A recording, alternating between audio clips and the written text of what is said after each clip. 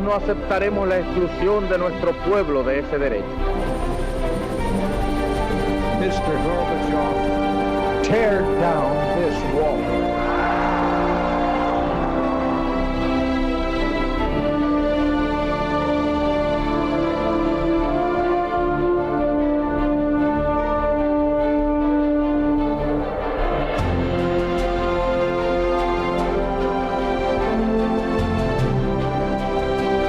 Buenas noches, señoras, caballeros, bienvenidos a Tiempos Modernos. Hubo un momento en el siglo XX en el que el mapa del mundo cambió. Los viejos imperios europeos perecieron para siempre y en su lugar emergieron dos grandes potencias. Y ese momento tiene dos nombres, Teherán y Yalta, dos conferencias durante la Segunda Guerra Mundial que iban a redefinir por completo el paisaje del globo. Fue así. Teherán, en Irán, noviembre de 1943. Yalta, en Crimea, febrero de 1945. Estos fueron los dos escenarios en los que el norteamericano Roosevelt, el soviético Stalin y el británico Churchill decidieron el destino del mundo durante la Segunda Guerra Mundial. Los tres protagonistas estaban de acuerdo en dos cosas. La primera, la necesidad de coordinar esfuerzos para derrotar a Alemania y Japón. La segunda, procurar que esa victoria fuera definitiva, de tal manera que Alemania no levantara cabeza y Japón quedara reducido al estatuto de nación vasalla. Ahora bien, cada cual guardaba además ambiciones para sus respectivos países, ambiciones que implicaban un perjuicio para sus otros dos socios. Comenzó así un complejo proceso de acuerdos y desacuerdos donde cada cual jugó sus cartas.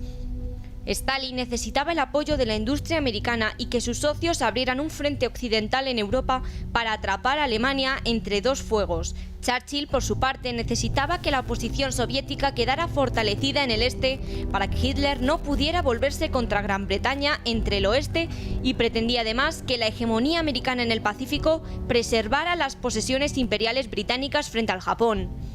Y Roosevelt, en fin, necesitaba británicos y soviéticos para aplastar el poderío alemán en Europa y redefinir el mapa del mundo.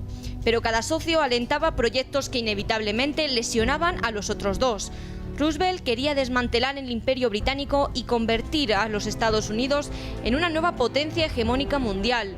Stalin ambicionaba extender la influencia soviética en Europa, Asia Central y el Oriente Medio en perjuicio de los británicos. Cuanto a Churchill, que era el jugador menos fuerte del trío, sus aspiraciones en Europa le oponían a los soviéticos y su pretensión de mantener el imperio chocaba con los objetivos norteamericanos. De Yalta y Teherán salieron muchas decisiones trascendentales: el desembarco de Normandía, la entrega de media Europa a los soviéticos, la aniquilación del poderío alemán, la creación de las Naciones Unidas.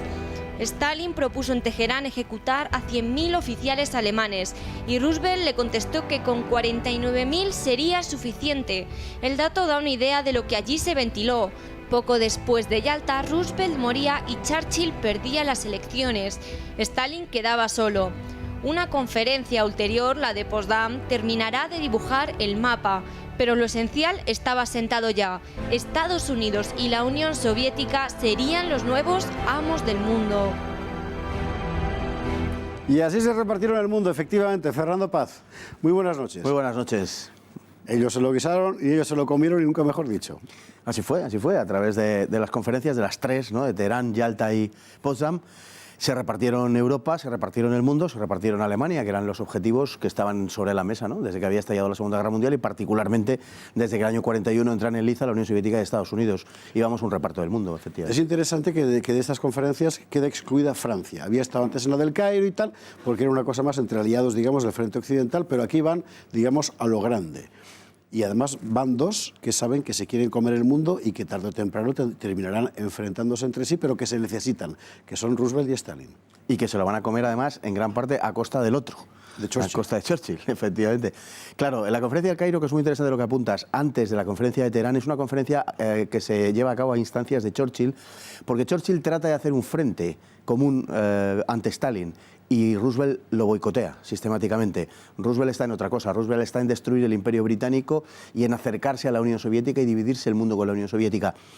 la interpretación de a qué jugaba Roosevelt o cuáles eran los verdaderos intereses de Roosevelt o cuáles eran las intenciones de Roosevelt está todavía en debate, ¿no? Hay quien entiende que era una persona que tenía una percepción muy particular de lo que era el comunismo soviético y por tanto no se enteraba de nada prácticamente de lo que era, y hay quien le atribuye incluso una intención, digamos, asociativa, a propósito, es decir, que sabiendo perfectamente lo que hacía, quiso participar de una sociedad con Stalin para repartirse el mundo, ¿no? Bueno, hay que recordar que unos pocos años antes Hitler había concebido la idea de dejadme a mí, británicos, la Europa continental y vosotros quedaos con los mares, que Churchill no quiso, de tal forma que como decir, reparto de tiendas entre dos tenderos que saben que van a competir entre sí, pero que desean eliminar cualquier otro competidor, es bastante razonable políticamente hablando. Claro, lo que pasa es que al final, cuando después de la guerra le preguntan a Goering sobre la situación, un tanto irónicamente Goering dijo, ustedes, refiriéndose a los británicos, entraron en la guerra, y de hecho son quienes declararon la guerra, para evitar que nosotros entráramos en el este, y ahora se encuentran con el este en el Elba, ¿no? Al final, desde el punto de vista británico y desde el punto de vista del que quiere mantener un imperio, verdaderamente habría que preguntarse si merecía la pena todo el esfuerzo que se hizo para sustituir un amo de media Europa por otro, ¿no? Claro, Churchill jugará siempre la baza de la Special Relationship con los Estados Unidos, claro. Somos sus adalides, en realidad sus peones en el resto de Europa, pero es verdad, por otra parte, que para Inglaterra era absolutamente imprescindible contar con la presión soviética en el este y con la ayuda norteamericana para resistir, porque si no, se habrían hundido. Sin duda ninguna. Incluso contando con los Estados Unidos, si no hubiera sido por la Unión Soviética, no cabe duda ninguna de que Alemania no habría perdido la guerra. Eso es seguro, que no la habría perdido. Gran Bretaña y Estados Unidos, por separado o juntos, jamás hubieran podido soportar la cantidad de bajas que soportaron los soviéticos. Pensamos que ahora mismo lo que está establecido en los últimos 10-15 años después de la apertura de los archivos de la antigua Unión Soviética se está estimando en 27 millones de muertos que puso la URSS encima de la mesa. Nada que ver, claro, con el medio millón de los Estados Unidos, es decir, 54 veces más. O dicho de otra manera, por cada soldado americano muerto, los soviéticos pusieron 54 soldados muertos. Evidentemente jamás hubieran podido soportar nada parecido a las potencias occidentales. Stalin también iba con una idea muy clara desde el principio, que era la de aprovechar la jugada para expandirse lo más posible, y él estaba pensando tanto en Europa como en Oriente Medio, evidentemente en perjuicio de los británicos. Lo asombroso, visto con ojos de hoy, es que se le dejara hacer en un momento en el que, por ejemplo, Polonia estaba con soldados entregándose en Inglaterra. Polonia fue la gran traicionada de estos acuerdos. Polonia fue la gran traicionada sin la menor duda. Una vez más, pues se habían repartido 4 veces entre Alemania y Rusia, ¿no? A lo largo de la historia.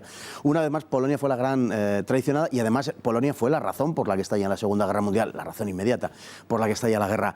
Tanto los británicos como Roosevelt además tienen frases enormemente despectivas hacia los polacos que residían en su territorio, en un caso como en el británico, que residían por razón de que habían huido de la Polonia ocupada, y en el caso de Roosevelt, en el caso de los Estados Unidos, por la colonia polaca que existía en Estados Unidos.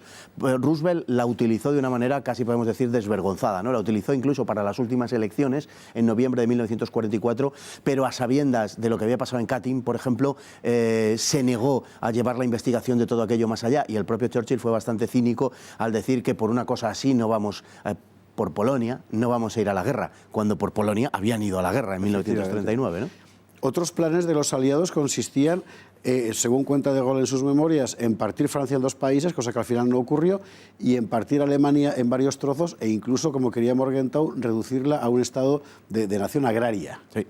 Si no hubiera sido por el estallido de la Guerra Fría, el destino de Alemania probablemente hubiera sido ese. De hecho, en las primeras etapas después de la ocupación, lo que es un desmantelamiento absoluto de la industria alemana, de los astilleros alemanes, de todo lo que tiene valor en Alemania, e incluso se produce durante 2-3 meses literalmente la caza del científico. Se va por cualquier persona que tenga relación con algún tipo de programa de desarrollo armamentístico, e incluso con gente que está obligado pues, a programas de cohetes, de programas de atómicos, de agua pesada, etcétera. Y se los reparten unos y otros, casi a partes iguales, ¿no? Había un chiste en Estados Unidos cuando pusieron los soviéticos el año 56, me parece que fue, o 57, el primer Sputnik, aquello que decía, ¿cómo lo han conseguido los soviéticos? Decían, porque sus alemanes eran mejores que los nuestros, ¿no? O sea, fue así, fue un desmantelamiento total de Alemania. Sin duda ninguna se hubiera visto reducida a un papel de nación agraria, donde hubiera sido muy difícil sobrevivir, pero el estallido de la Guerra Fría, digamos, la ruptura de relaciones entre el este y el oeste, fue lo que finalmente terminó salvando a Alemania. En esa ruptura de relaciones elecciones es fundamental el cambio de presidente en Estados Unidos y que Stalin muestra absolutamente todas sus cartas también. Estamos dentro de los rótulos que estamos poniendo, hay un dato escalofriante, que es cuando Stalin propone con toda frialdad ante Roosevelt y Churchill eliminar, cuando hayan ganado, eliminar quiere decir ejecutar a 100.000 oficiales alemanes para que no pudieran reconstruir su ejército. Roosevelt le dice que, hombre, son demasiados, con 49.000 sería suficiente, y es Churchill quien se opone bajo cualquier concepto a semejante barbaridad. Así es, en la conferencia de Teherán, por la noche, pensemos que tanto Churchill como Stalin eran grandes bebedores. Stalin luego lo dejaría, pero en aquel momento ejercía también. Y según la versión del hijo de Roosevelt, al final de la comida se produjeron los consabidos brindis y Stalin propuso el fusilamiento. Él dice 50.000, de ahí la broma de su padre que dijo 49.500. Ante la indignación de Churchill dijo, bueno, pues bien, no tantos, lleguemos a un compromiso, 49.500. Bueno, todos rieron, en fin, se distendió el ambiente, pero Churchill sale de la habitación donde se está produciendo estos brindis y tal, y se marcha, anda por un pasillo y entra a una habitación oscura. Churchill contaba luego que de repente notó cómo le tocaban por una mano por detrás y que era Stalin, y le dijo solo, y acompañado de Molotov, si no recuerdo mal, y le dijo solo estábamos bromeando, ¿no? Pero el propio Churchill reconoce que siempre dudó mucho de que realmente estuvieran bromeando. Un tipo que acababa de cargarse a decenas de miles de su propia gente en la Unión Soviética. Un tipo que le había reconocido en la anterior visita, había sido en agosto de 1942, según confesión del propio Churchill, un tipo que le había reconocido la liquidación de una docena de millones de campesinos durante la colectivización y modernización.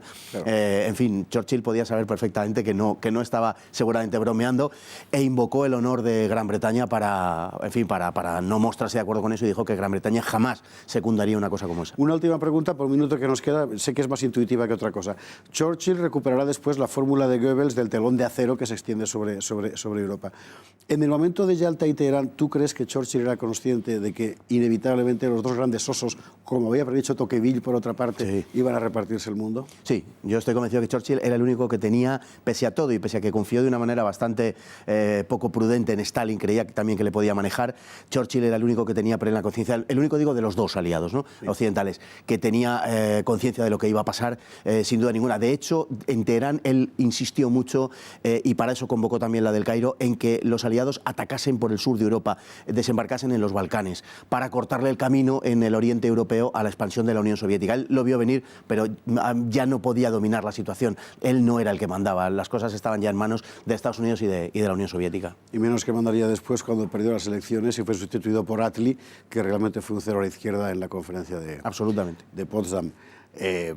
No así Truman, que sustituyó a Roosevelt y que fue en realidad quien inició la Guerra Fría con... Hombre, es que el plan de Roosevelt era retirar las tropas norteamericanas de Europa tan pronto como hubiera terminado la guerra, el 8 de mayo, que es cuando se cumplió, y Truman fue el que dijo que de ninguna manera. Bueno, y desde entonces nosotros vivimos como vivimos, es decir, con dos grandes potencias que se repartieron el mundo, aunque luego iban a pasar muchas cosas que, como usted sabe, aquí examinamos permanentemente en tiempos modernos. Fernando Paz, gracias mil, como siempre. Un placer, como siempre. Y a ustedes muy buenas noches y hasta un próximo programa.